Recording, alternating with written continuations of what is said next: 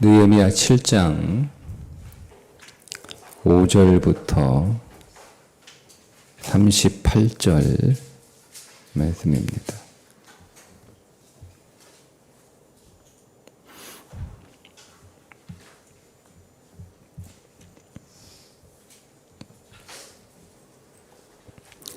내 하나님이 내 마음을 감동하사 귀족들과 민장들과 백성을 모아 그 계보대로 등록하게 하심으로 내가 처음으로 돌아온 자의 계보를 얻었는데, 거기에 기록된 것을 보면 옛적에 바벨론 왕 느부갓네살에게 사로잡혀 갔던 자들 중에서 노임을 받고 예루살렘과 유다에 돌아와 각기 자기들의 성읍에 이른 자들 곧 스룹바벨과 예수아와 느헤미야와 아사랴와 라암야와 나하마니와 모르드게와 빌산과 미스베렛과 비그웨와 느흠과 바나와 함께 나온 이스라엘 백성의 명수가 이러하니라.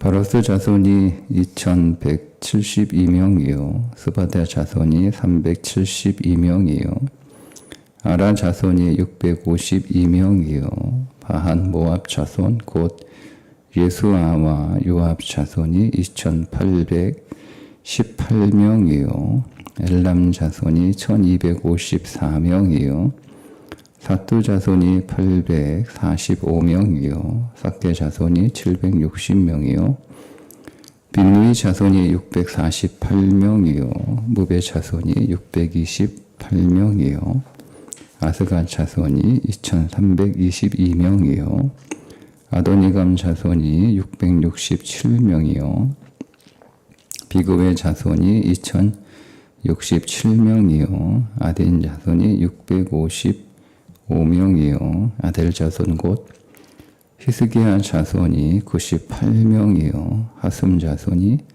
328명이요 베세 자손이 324명이요 하립 자손이 102명이요 기브온 사람이 95명이요 베들레헴과 느도바 사람이 188명이요 아다돗 사람이 128명이요 벳 아스마웻 사람이 42명이요 기럇 여아림과 그비라와 부에롯 사람이 743명이요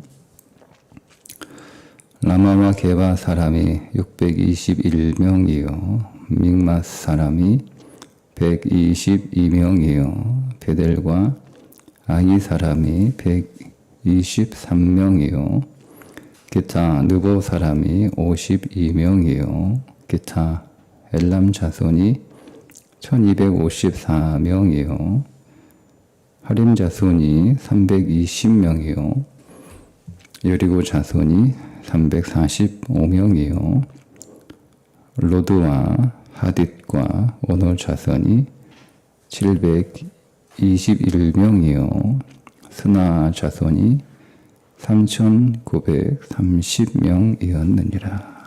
아멘.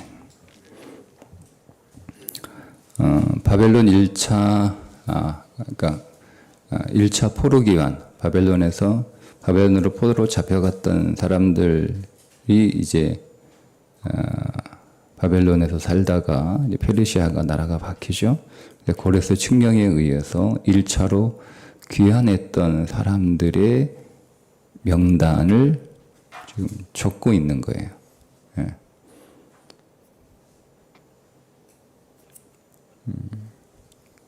그 1차 명단을 적고 있는데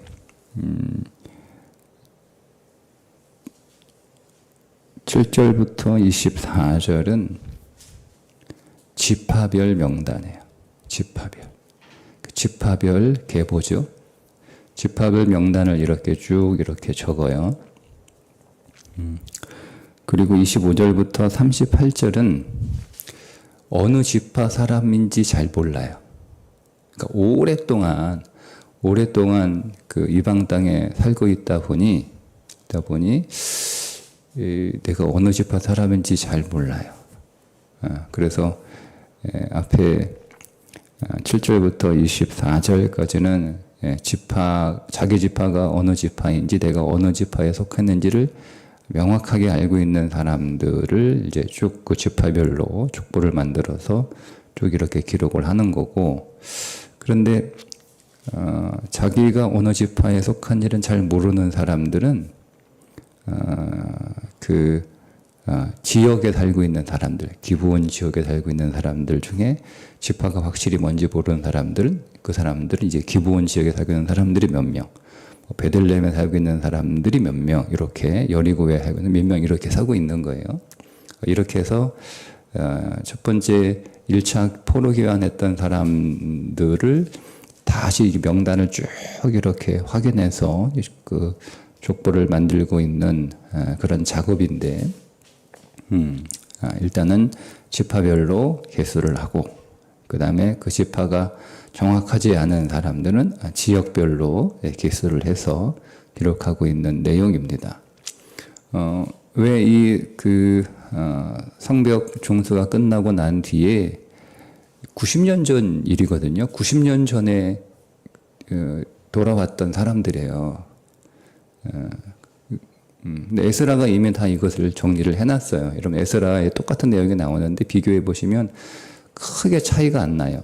이름이 약간 차이가 나고 숫자가 좀 약간 차이가 나고, 숫자가 왜 차이가, 아마 이제 그 느헤미야가 에스라가 기록해 놨던 그 족보를 참고한 듯 합니다. 근데 이제 왜 숫자가 조금 차이가 나느냐, 이렇게 학자들은, 에스라는 페르시아를 출발했던 사람들의 명단이고, 느헤미야는 도착했던 사람들의 명단이고, 이렇게 여러 가지 이제 학문 학자에 따라서 조금 견해가 좀 있어요. 그래서 숫자가 왜 다르냐? 이제 아직 그 이름이 왜 좀 다르냐? 근데 한 사람이 이름 하나를 이렇게 쓰지 않고 몇 개를 쓰는 사람들도 있었고, 그리고 또 이름을 추격해서 이렇게 부르는 사람도 있었고, 그래도 조금 차이가 난다, 이렇게. 어쨌든 에스라는 그럴만 하죠. 에스라는 그럴만 해요. 에스라는 쭉 이렇게 족보를 다시 한번 정리할 만해요. 그분이 그 사람 직업이 학사이기도 하고. 느헤미야가 갑자기 3차 포로기환이고 1차 포로기환은 90년 전 사건이에요. 그러니까 괜히 이미 또 이렇게 에스라가 해놓은 게 있는데 굳이 다시 이렇게 귀환한 사람들, 그것도 1차만 귀환한 사람들의 명단을 다시 쭉 이렇게 족보를 만들 이유가 뭐가 있는가라고 하는 거죠. 그건 이제 우리가 예루살렘에 살고 있는 사람들이 많지 않다. 어제 이렇게 우리가 보죠. 4절에 보면 그 성읍은 광대하고 그 주민은 적으며 이렇게 나오잖아요. 예루살렘 성벽을 다 이렇게 장수하고 나서 다 중수하고 끝나는 게 아니잖아요. 그죠? 이제는 다시 무너지지 않도록 다시 공격해도 다시 공격을 받을 텐데, 다시 공격을 받아도 무너지면 또 건축할 거예요. 그럴 필요 없잖아요. 또 공격을 받아도 이제는 무너지지 않도록 견고하게 중수하고 끝나는 게 아니라 그것을 계속 잘 지키는 것이 더 중요하잖아요. 근데 잘 지켜야 되는데 예루살렘 성벽은 누가 지키는 거예요? 예루살렘 성 안에 살고 있는 사람들이 지켜야 되는 거잖아요. 근데 오늘 어제 우리가 보았던 4절 말씀에 보면 예루살렘 성 안에 살고 있는 사람들의 숫자가 적었다는 거예요. 왜 적었느냐? 원래 예루살렘에 살고 있는 사람들의 숫자는 거기에 살도록 되어 있는, 이미 땅에 다 지파별로 분배가 돼서 예루살렘에 살고 있는 사람들은 정해졌잖아요. 그 지파가 정해졌잖아요. 그러니까 1차 포로 귀환해서 돌아온 사람들이 아무 땅에 가서 산 게 아니고 자기의 조상들, 자기가 속한 지파에게 주어진 땅에 가서 살아요. 아무 데고 그냥 보고 여기 땅 비었네, 여기 좋네 하고 산 게 아니고, 과거 우리 이 조상들에게 우리 가문에게 주어진 분배된 땅이 어디냐 거기 가서 이렇게 살았단 말이에요. 정착을 했으니까.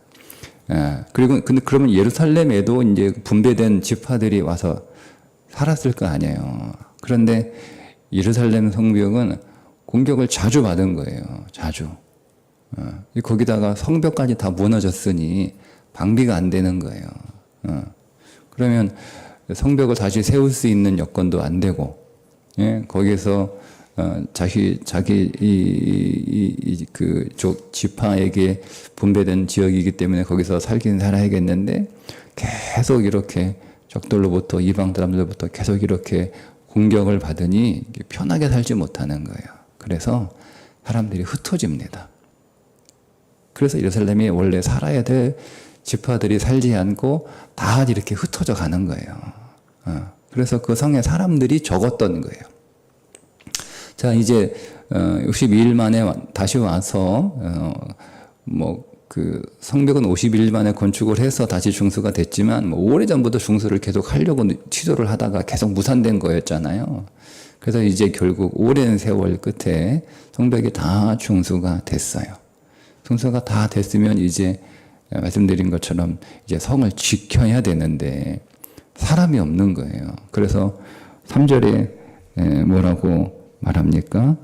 3절에 예루살렘 주민이 각각 자기가 지키는 곳에서 파수하되 자기 집 맞은편을 지키게 하라. 이렇게. 이게 임시조치예요. 임시조치. 임시로 자기 집 앞은 자기가 지켜라. 따로 이렇게 파수꾼을 세울 수 있는, 이 성을 지킬 수 있는 사람들을 따로 이렇게 세워서 그들에게 임무를 줄 수 있는 여건이 안 되니까 자기 집은, 자기 집 앞에 있는 성벽은 자기가 지켜라. 이렇게 임시 조치를 내린 거예요. 근데 여러분, 이 사람들이 계속 그거를 할 수 있는 건 아니잖아요. 계속. 아니, 뭐 제가 자기들 직업이 있고 자기들 삶이 있는데 자기 집 앞에 성벽을 계속 이렇게 늘 돌아가면서 막 보초를 쓰고 이렇게 할 수 있는 건 아니에요. 임시로 잠시는 그렇게 할 수 있어도 이거를 계속 내 책임으로 내 몫으로 여러분 이렇게 할 수 있는 게 아니잖아요. 예? 그러면 방법은 뭐냐면 예루살렘에 원래 살아야 될 사람들을 다시 이주시켜야 되는 거예요. 근데 무작정 오라고 할 수 없잖아요. 그래서 인구조사를 하는 거예요. 다시 지파별로 명단을 쭉 이렇게 다 계수합니다. 2차와 3차는 왜 안 왔냐? 숫자가 많지 않았어요. 그러니까 별로 그렇게 크게 의미가 없어서 1차만 한 것 같아요. 명단을 쭉 하고요. 그리고 이 사람들이 지금 제대로 원래 분배된 그 땅에, 하나님이 처음 분배하신 그 땅에 잘 살고 있는가 이거를 다 기록을 하는 거예요. 다 기록하는 거예요. 그리고 이 명단이 일종의 인구조사죠. 명단이 다 파오고 난 뒤에 이제 예루살렘에 살아야 될 사람들, 그 사람들의 안상의 사람들을 다 파악을 해서 다 이주시키기 위한 거예요. 다시 다 이주시키기 위한 거예요.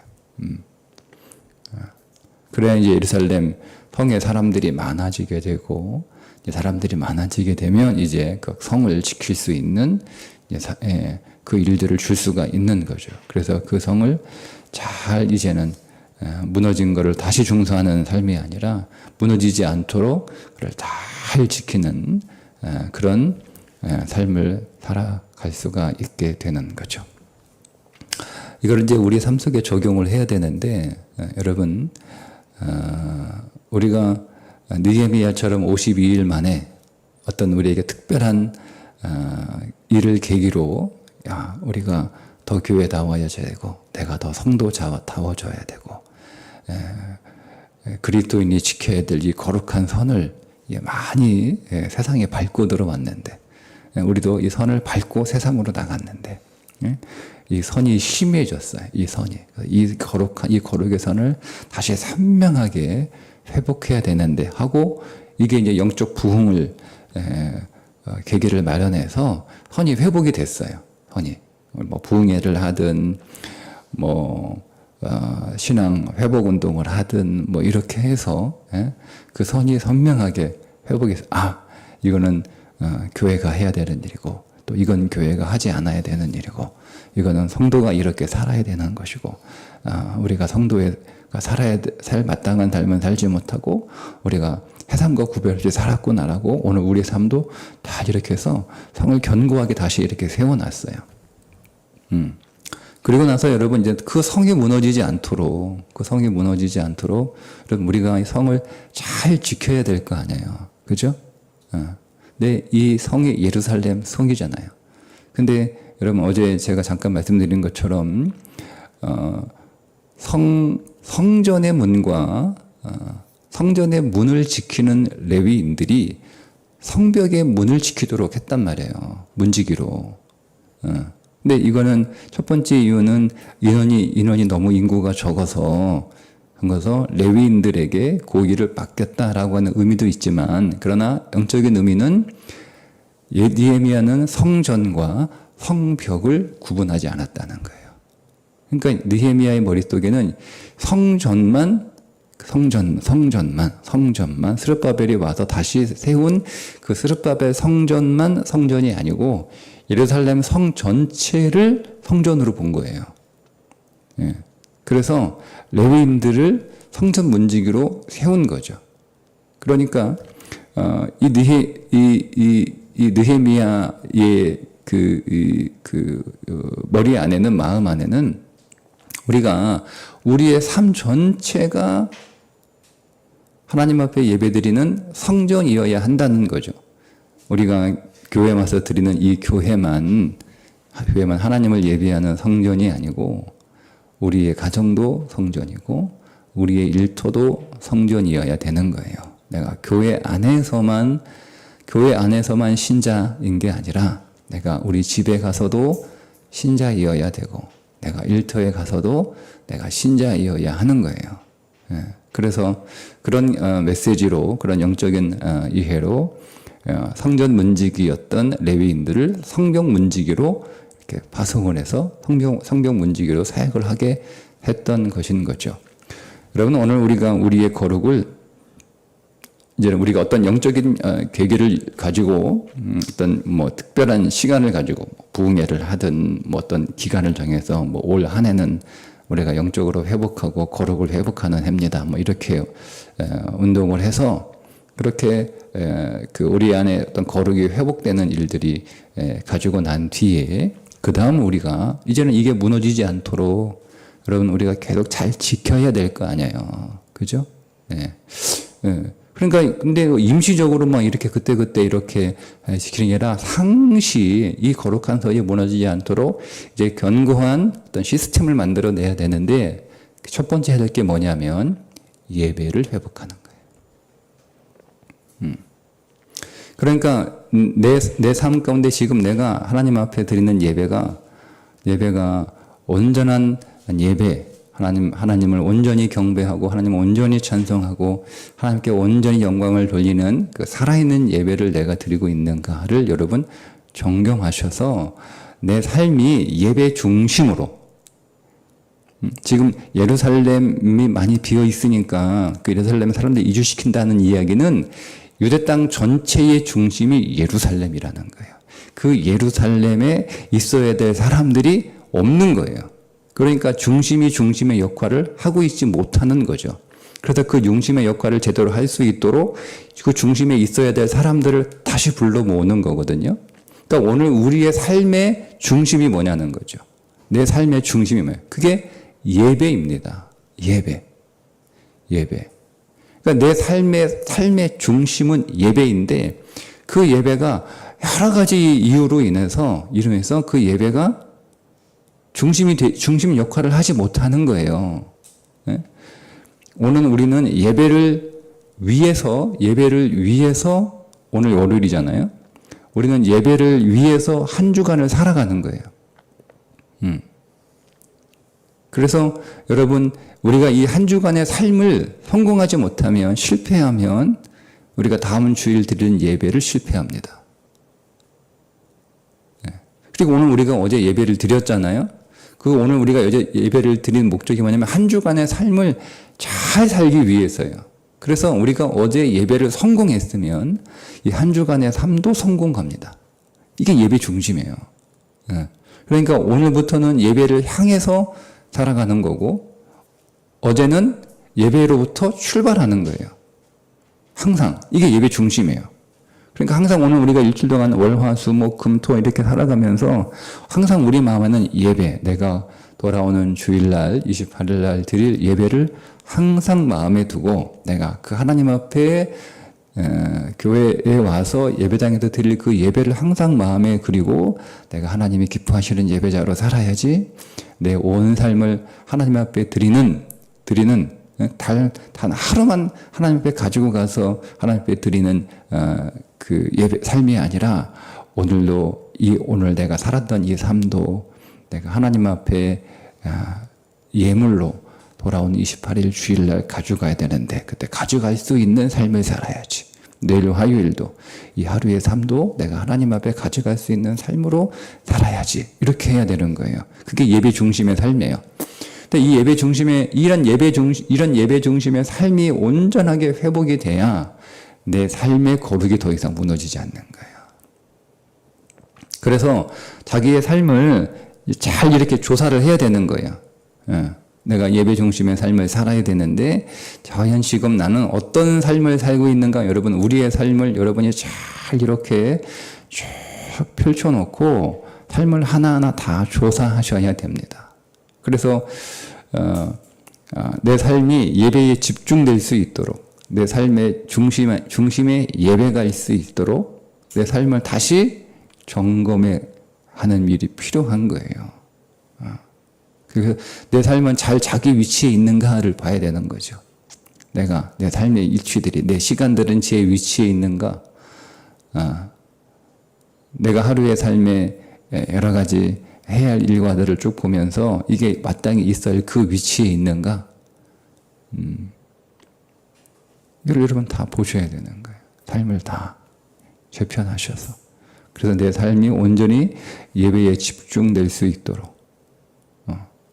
단순히 주일 하루만 내가 딱 이렇게 그렇지 않잖아요, 여러분. 우리가 주일 하루 교회에 와서 하나님 앞에 정말 제대로 온전하게 그 예배를 드리기 위해서는요, 이 일주일을 정말 잘 살아야 되는 거예요. 잘 살아야 돼요, 일주일의 삶을. 최선을 다해서 일주일의 삶을 잘 우리가 살 때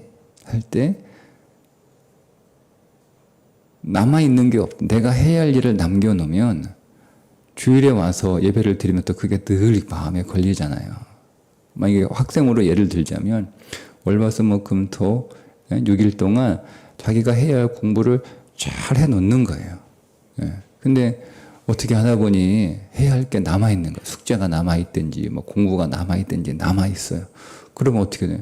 주일날 할 거 아니에요. 와가지고 주일날 마저 못한 숙제하고 마저 못한 공부하고 그러면 그 주일이 온전히 하나님 앞에 드려지는 시간이 되지 않고 항상 신경 쓰는 거. 아유 빨리 와가지고 집에 가서 빨리 숙제해야 되는데 이렇게 되는 거잖아요.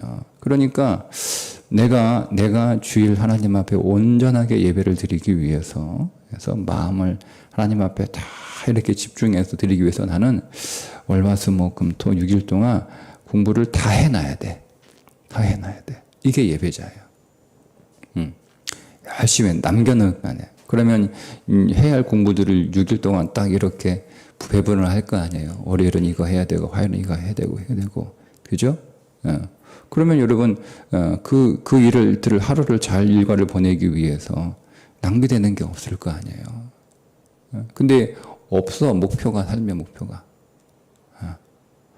단순히 그냥 뭐 내가 시험 잘 보는 건 1년에 뭐 4번 보는 거잖아요. 중간기말, 뭐 모의고사까지 뭐 더 보긴 하지만 그럼 이게 너무 멀잖아요, 기간이. 아니면 내가 뭐 대학 들어가는 거, 대학은 한참 일이잖아요. 그러니까 일주일씩 끊어가지고 자기의 삶을 이렇게 잘 정돈하는 게 굉장히 지혜로운 거예요. 그냥 예배를 위해서 내가 내 할 일을 오늘 잘 해놔야 내가 주일날 하나님 앞에 내 마음이 분산되지 않고 내 마음을 뺏기지 않고 하나님 앞에 예배를 잘 드릴 수 있다. 이거예요. 이게 예배를 중심으로 삶이 세팅되는 거예요. 여러분 그렇게 할 때 낭비돼. 우리가 여러분 거룩한 선이 왜 무너집니까? 믿음이 없기 때문이고요. 두 번째는 시간이 너무 많기 때문에 그래요. 사실 시간이 많은 게 아니에요. 할 일을 하지 않기 때문에 그런 것이고. 그러니까 자꾸 선이 무너지는 거예요. 그리고 주일날 와가지고 내가 오늘 하나님 앞에 예배를 정말 마음을 다해서 예배를 드려야, 그래서 하나님부터 내가 이 예배 안에서 하나님부터 생명의 능력을 꽉 공급받아 꽉 채워가지고 마치 자동차가 주유소에 들어가서 기름을 꽉 채우고 가야 일주일 동안 내가 기름 걱정 안 하고 쭉 이렇게 열심히 내가 할 일을 이렇게 살 수 있다. 여러분 안 그러면 주유소에 와가지고 기름을요 조금만 귀찮다고 그냥 기름을 조금만 넣고 가요. 그러면 기름이 꽉 차 있어야 되는데 기름이 조금 한 두세 칸 정도밖에 이렇게 안 채우고 갔으니까 이 두세 칸 가지고 이러면 일주일을 살아야 되니까 내가 열심히 살 수 있겠어요? 열심히 못 돌아다니잖아요. 기름 다 떨어지면 중간에 차가 서버리니까. 그러니까 할 일을 다 못하는 거예요. 그러니까 내가 오늘 와서 하나님 앞에 영적으로 하나님의 그 놀라우신 이 하늘의 생명을 내가 꽉 채워가지고 내가 가야 이제는 월화수목금 토 6일 동안 내가 마음껏 내가 기름 걱정 안 하고, 기름 걱정하면 살살살 다니고 갈 때 안 가고 조금만 걸을 거니까. 근데 기름 걱정 안 하고 내가 열심히 다 할 수 있다라는 마음으로 또 예배를 열심히 드리는 거예요. 하나님 앞에. 그러니까 여러분 예배가 일주일을 결정하고 또 일주일이 예배를 결정하는 거예요. 그 예배 중심의 삶으로 우리가 잘 세팅을 해야 과연 내 삶은 예배 중심으로 잘 배치되어 있는지, 예배 중심에 있어야 될 것들이 지금 엉뚱하게 딴 데가 있는 것은 아닌지. 그래서 이것들을 다시 재배치하는 일들이 필요합니다. 예배 중심으로 내 삶을 다시 세팅하셔야 돼요. 그래야 우리가 회복된 이 거룩을 지켜나갈 수 있는 거예요. 그렇지 않으면 또 무너져요. 그러면 나중에 또 이걸 회복해야 되는 거예요. 여러분 회복했다고 해서 끝난 게 아니에요. 그거를 다시 무너지지 않도록 견고하게 잘 지키는 것이 더 중요합니다. 그 일을 위해서 첫 번째 해야 될 것이 예배 중심으로 오늘 우리의 삶을 다시 재구성할 필요가 있습니다. 오늘 저와 여러분의 삶에서 이런 예배 중심의 삶으로 다시 한번 오늘 우리의 삶이 점검될 수 있기를 주님의 이름으로 축복합니다. 기도하겠습니다. 하나님, 오늘 우리 안에 거룩의 마음을 주시고 우리가 세상과 구별된 자로 우리 안에 계신 그리스도를 세상에 드러내고 증거하는 자로 다시 살 수 있도록 은혜 주심에 감사합니다. 우리 안에 견고한 거룩의 선이 성이 더 회복되게 하시고 더 견고하게 중수되게 하여 주옵소서. 이제 이 거룩한 삶을 일관되게 끝까지 살아갈 수 있도록, 다시 무너지지 않도록 하나님, 오늘 우리의 삶의 중심에 예배가 있게 하여 주옵소서. 예수님의 이름으로 기도합니다. 아멘.